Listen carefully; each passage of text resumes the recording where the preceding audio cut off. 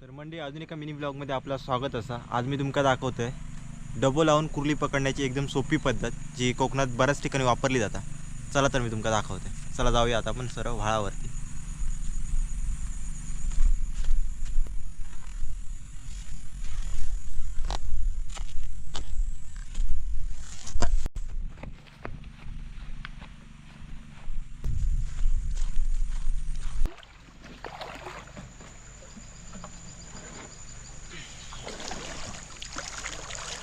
तर मंडळी हो आपलं कुर्ले पकडूचा डबो हा.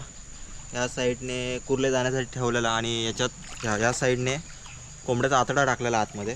आता यो आम्ही डबो आतमध्ये टाकतो पाण्यात.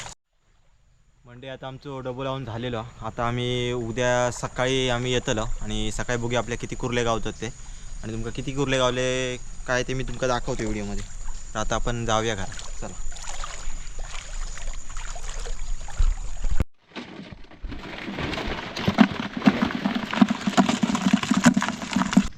मंडळी बघा केवढी मोठी कुर्ली भेटली आहे बघा. ही बघा तर हे बघा. तर मंडळी आम्ही डबो लावलो त्याच्यात 10-12 आपल्या कुर्ले भेटले असत. तुमका डबो लावून कुर्ले पकडूची पद्धत कशी वाटली ती कमेंटमध्ये नक्की सांगा. भेटूया आता अजून एका मिनी ब्लॉगमध्ये. चला बाय बाय.